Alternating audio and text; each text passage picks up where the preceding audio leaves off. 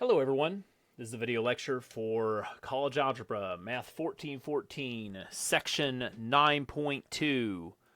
I'm going to call this Weird Answers. Well, if I spelled answers correctly at least. Weird Answers. Let's talk about what weird answers are. Now, I'm saying weird answers from RREF. I go and put RREF in with Desmos, and I get something strange. And how do we interpret that, and how do we get a correct answer for my math lab? One of the results that could happen is something like this. We have a single one solution. It's super basic. That is all of what we've been doing so far, has been one solution, super easy stuff. I'm using the stars as just any number. So any kind of number, you got this 1, 0, 0, 0, 1, 0, 0, 0, 1 pattern, and you're done. That was easy. That's all the last section. You know it won't stay that easy. The next style would start giving you a couple more numbers than what you're used to. But yet, on the bottom, I got 0, 0, 0, 1. If you were to take this, if you were to take this off to the side, remember this is x, y, and z equals a number, I would have 0x, and 0y, and 0z is equal to 1. 0 equals 1. No, that doesn't happen. 0 does not equal 1. So what you're going to say is no solution. So you notice we had one solution, now you have no solution. And sometimes they're going to talk about the word inconsistent. Okay, and then the last one is, again, a couple more numbers than you might be used to. Something that looks like this. And then you got all zeros in the bottom. Let's take it off to the side and talk about it. 0x plus 0y plus 0z equals 0. 0 equals 0. True! I mean, that's true, right? Yeah, 0 equals 0. But it doesn't help us. And that's the point. What we have here is infinite solutions. Infinite solutions, and sometimes they're going to use the word dependent. Dependent, okay? So that's the other word that they'll use. Infinite solutions. This is going to be the hardest one to tackle because here's the thing. We're going to have some of these one solution guys, but we're really going to focus on these two right now. Either you have no solution, you just click it and say, oh, it's not going to work, and you walk away. Or you have infinite solutions, and we still have to solve somehow. And that's going to be a little bit of by hand work, and we will get to that when we get to that. So let's do some problems here. We got 9, 2, 1, 7, 16, 1, 12, 3, 7, 3, negative 7, 1, 2, negative 5, 5. I'm going to do, and they say solve. I'm going to do my RREF in my trusty Desmos, and we're going to get an answer. So here we go. I got a 3x4 matrix. And let's retype it. 7, 16, 1, 12, 3, 7, 3, negative 7. And then I got 1, 2, negative 5, 5. Yep. RREF of A. And notice that we have right here this 0, 0, 0, 1 pattern at the bottom. No solution. I mean, here, I don't really care what's going on up here. We got 0, 0, 0, and then a 1. That says no solution. We're done. No solution. Like here, this is not a 0, by the way. I think they sometimes use this symbol. It looks like a 0 kind of, but with a slash in it. That's a null set. Null is what they're trying to say. Nothing. Okay. Cool. So we just did that. Next question, 9, 2, 3. Well, you know it's going to be a little different, right? I've got a 2, a 9, negative 10 equals a negative 4. 4, 15, negative 16, 0. And then 1, 3, negative 3, 2. RREF, just like every other time. And let's see what we get.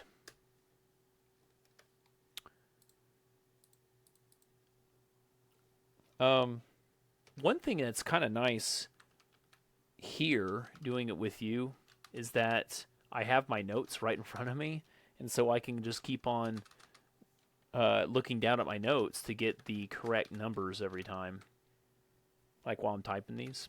I don't know if you noticed that, but I don't go back and forth between, I don't like switch back and forth and like, okay, 1, 3, negative 3, 2. 1, 3, negative 3, 2. I don't have to do that. I'm just looking at my answers here. REF of A, and look at what we got. Look at what we got. This is something weird. Actually, something is weird. I mean, I love those answers. That's not what I'm supposed to be getting out of this problem.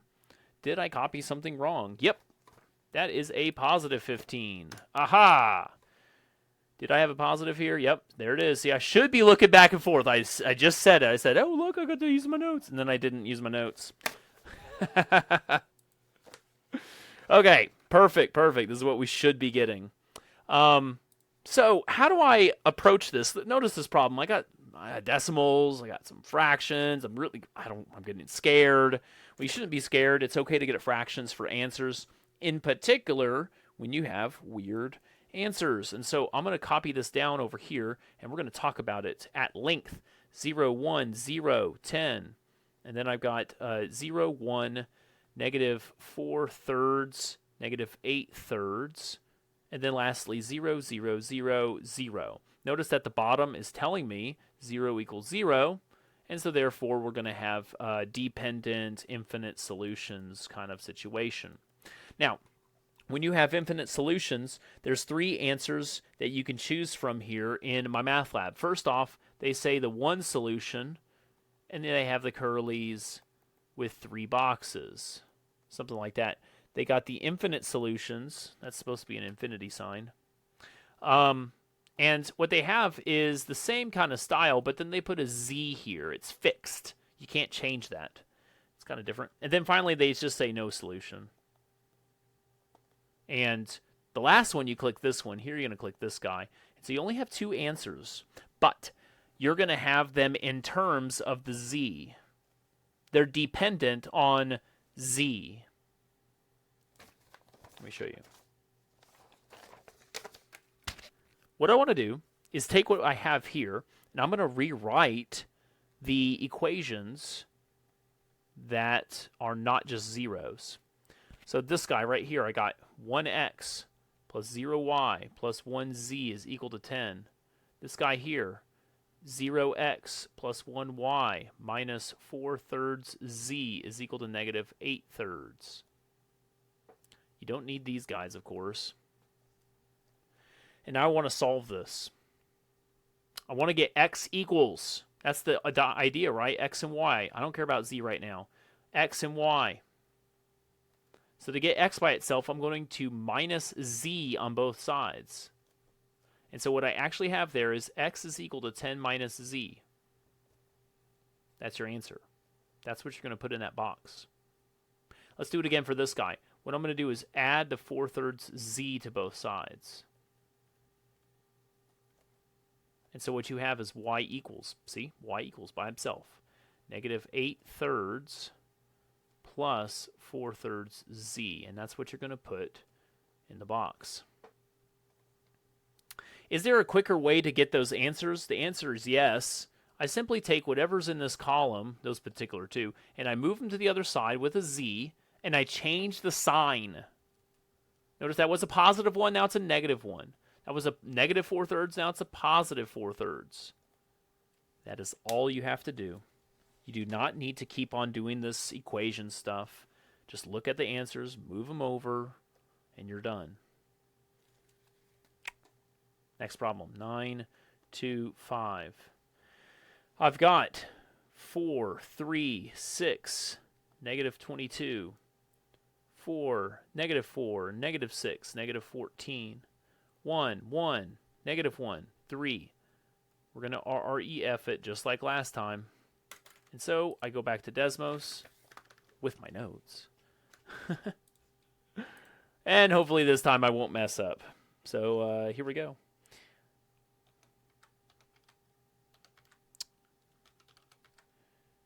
I'm always prone to messing up.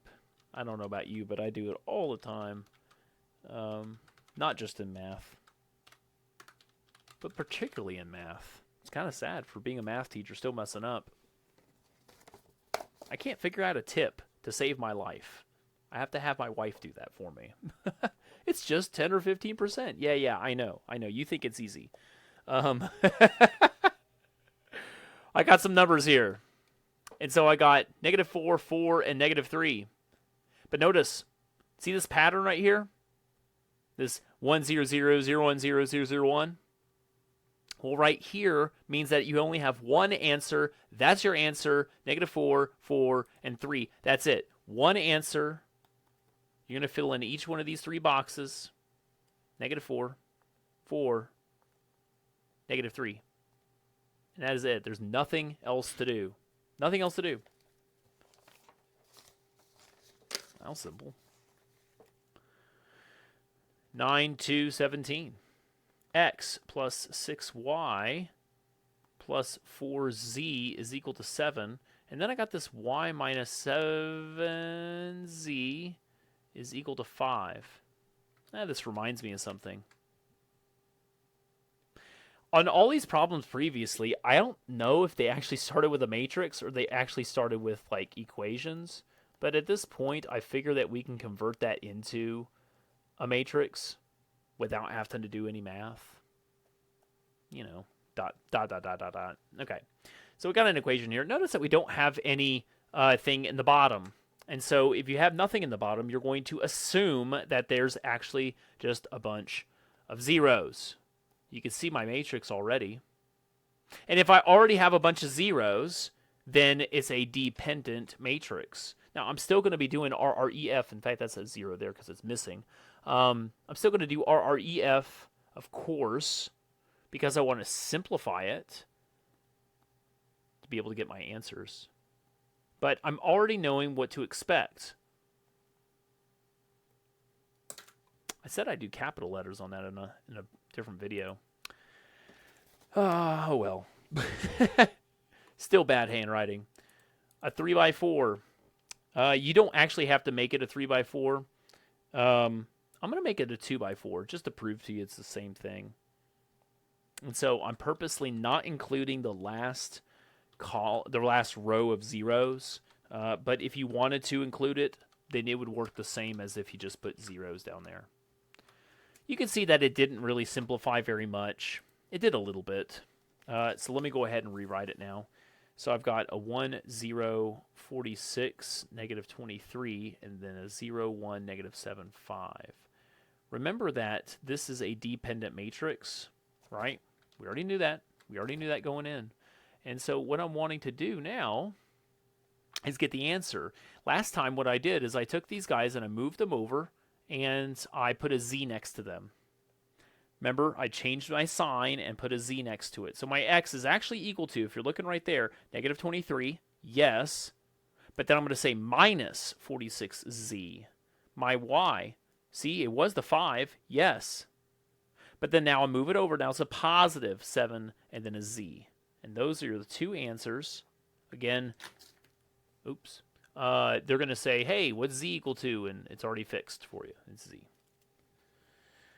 Okay. Next question. 9, 2, 33. This will take me a minute to draw. So this is the street light problem? I don't know. You might not be local, and so I'm going to make a small local joke here. I look at this, and I'm thinking of downtown Coppers Cove, where there's just a whole bunch of streets all over the place, and some of them are one-way. I'm sure that's way in Killeen, too. I just haven't been down there very often. But definitely like downtown Austin or any kind of downtown where there's a lot of one-way streets. Well, this is a one-way street going this way, and this is another one-way street going this way here. Then we have other one-way streets going down this way, and then there's another one-way street going north this way. Okay, so lots of one-way streets. And there's numbers on the outside and some letters on the inside. So let me tell you a story as we go through this. You work for a company where you put those little black strips in the road. Have you seen those? they're counting the amount of traffic that goes by on a particular day or a particular hour and all that stuff. So your job is to put those out on the roads. And so you put a little black strip on each one of these roads, and you're going to count how many cars are going in and out of all these roads in some kind of downtown district of a city. And we counted in one day 200, 400, 200, 30, 200, 65, 115, and 180 cars in a day or something like that. I don't know, maybe in an hour. But on the inside, we have these letters here, W, X, Y, and Z. And let's talk about it. Why can't we find out the values on the inside as well? Like, it would be pretty obvious for me to put these little black strips here on the road here as well, and we can count how many go by. Right now they're wondering what that number is. But it's a historic district. You see, it's a historic district. You can't put those little black strips in the road. I mean, it doesn't look good for the community. So you're going to have to work with the data that you have, all this number right here, all these numbers, and you're trying to find out who's actually going to be driving on the inside of this historic district. This is a real-world situation here, okay, guys? So now you're actually applying math. My biggest equation is that we're going to talk about in equals out. For each intersection that we have, and this is going to be one of those intersections, I'm saying that all the cars that go into the intersection will also come out of the intersection. Okay? So let's talk about how this works. On the first one here, I got 180 going in, and I also have 200 going in. Going out is a W, and going out is also a Z. Let's repeat it for every one of these. So this one right here, going in is a W and an X. But going out is a 400 and a 200. Of course, you can simplify right now if you want. For this guy, did not want to zoom in. Zoom out, zoom out. Okay. For this one right here, going in is a 115 and a Z. Going out is a 65 and a Y. Last intersection, going in is a a Y.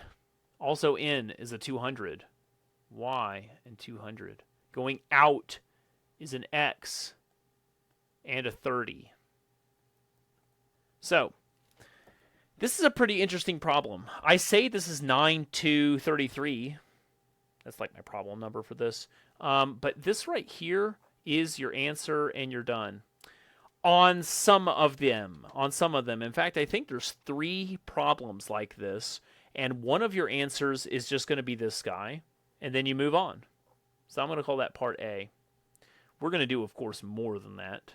But that's your part A, let's say. Part B is now going to say, now you actually have to find those answers.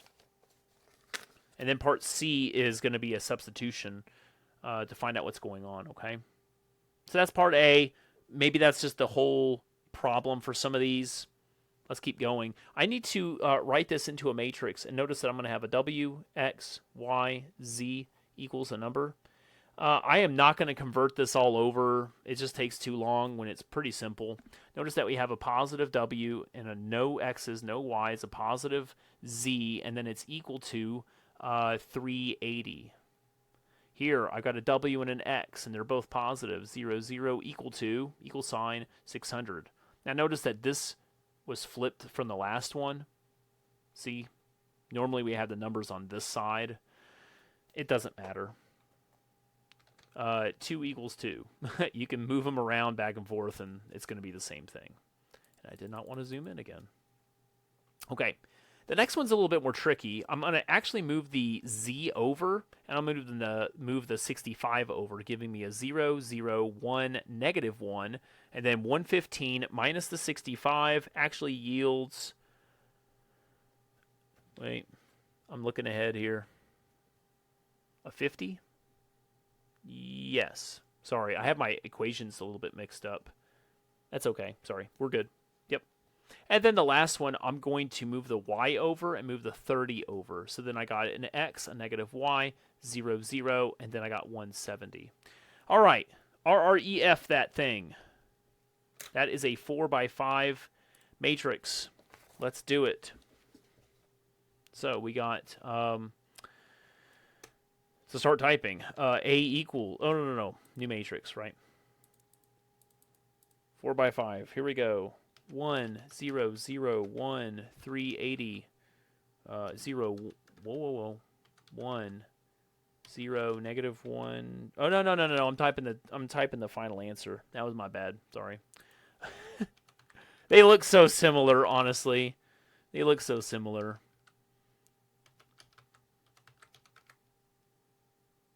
$50? $50, yeah. I just have them in a different order on my paper. RREFA, and you can see that we get some answers. And also notice all the zeros on the bottom. That means it's going to be a dependent solution. And we have to solve for x, y, and z in a particular way. Let me go ahead and rewrite this here. Oops, that's a positive one. You can notice that some of this was not simplified. Maybe because it already was. That's okay. Okay. W, X, Y, Z equals number. Let's start doing some math here. I got W plus Z equals 380. I've got X minus Z is equal to 220. I've got Y minus Z equals 50. And then the last part you don't really need. I'm going to move these Z's over to find my answers. W is equal to 380 minus Z. X is equal to 220 plus Z. Y is equal to 50 plus Z.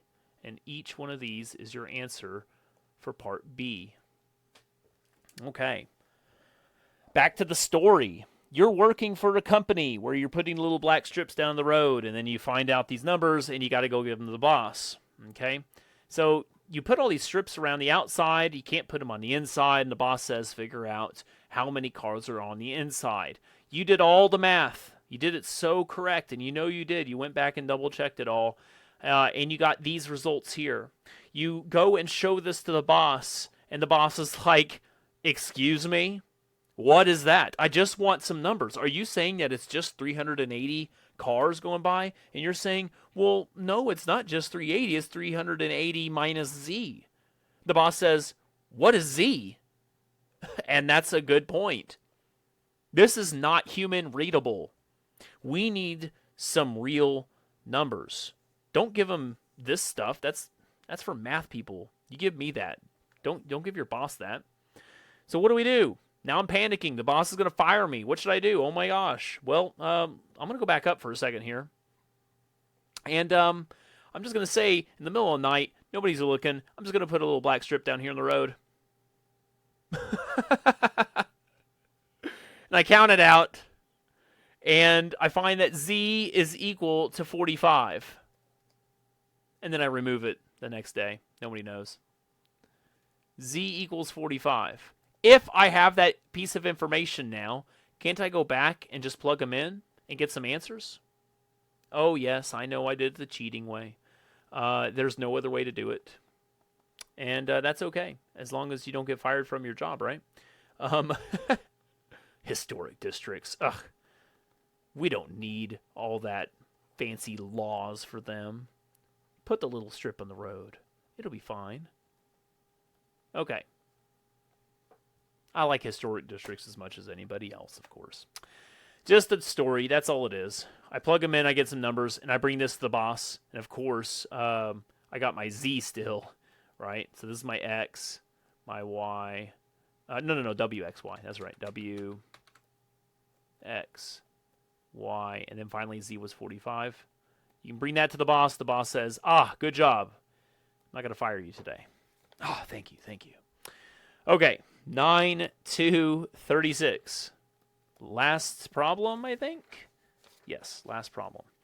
I got an A, a B, and a C, and they're talking about manufacturing and testing of certain, I don't know, devices, chairs, I don't know, office furniture. I can't remember. It's something like that. So they divvy up the amount of hours that you could spend on each one of these. Product A needs this much manufacturing, this much testing, and et cetera, et cetera. And then they give you the manufacturing total possible is 49. And then your testing total is going to be 22. So if you went and did your totals down here, this is just like the problem with the foods that we had last time. My total is a 49 here and a 22. As you know, this style, this 4x2 matrix is not going to work. Well, you can go and try it. It's not going to work. And so I need to convert it into a 2x4 matrix instead. So reading downwards, writing across, I actually get 5, 4, 2, 49, and then a 2, 2, 1, 22. I'm going to RREF that, and we're going to get some answers as to see what we're going to get. Oops. Yeah. Okay. All right. Starting brand new. It's a 2x4 matrix this time. We got a 5, 4, 2, 49. And then I got a 2, a 1, and a 22. RREF of A. And you can see that I even got a fraction thing, so that's awesome. Super, super cool. And so let's look at that. Actually, it's still on my other page here. I got 1005. I got a 1.5, comma 6. Again, if you remember, this is going to be my A, B, and C equals a number. Well, solve for A. Well, A equals 5. It's done.